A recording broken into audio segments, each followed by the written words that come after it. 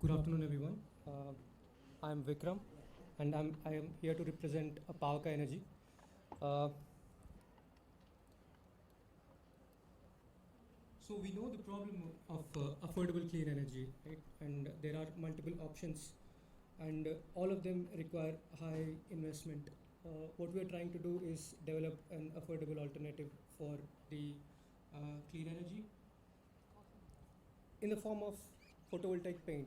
So in its simple form, in its simple form, it's a paint which can be coated or sprayed over a surface, and the surface will be converted to a working solar panel.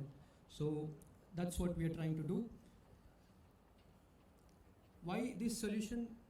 As a country, because we need cheaper alternatives for energy security, and also for larger population to adopt any form of clean energy, it becomes easier.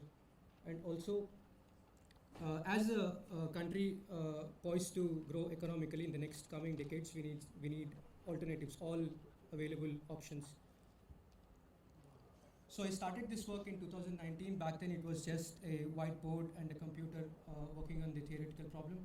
But then it started, I started working in my own small setup, doing it part-time.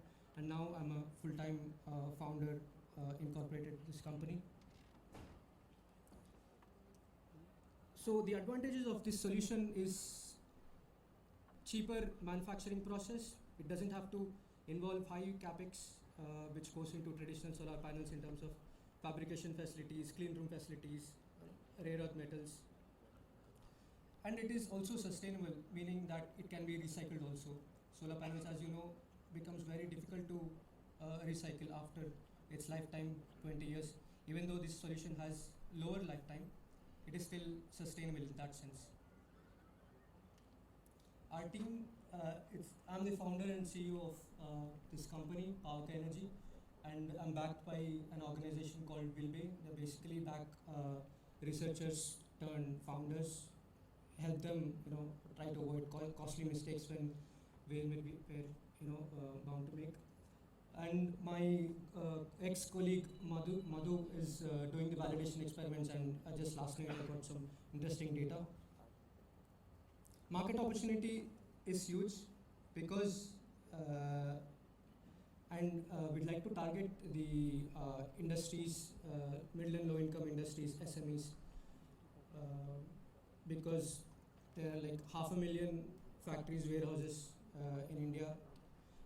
And then the smaller market share would be domestic and residential house owners. But we can also provide EVs. It can also be applied to charging stations, so on. The marketing strategy, go-to-market strategy can be B2B. Initially, it will be B2B, serving the factories and warehouses, which is the larger chunk of the market. And then we can pivot if in that sense it can be flexible. Our ask right now is 75 lakhs, and this money would be used to go from validation stage to build the prototype, and then validate for at least on real world conditions to at least from 6 to 8 months, and then make subsequent improvements and then launch.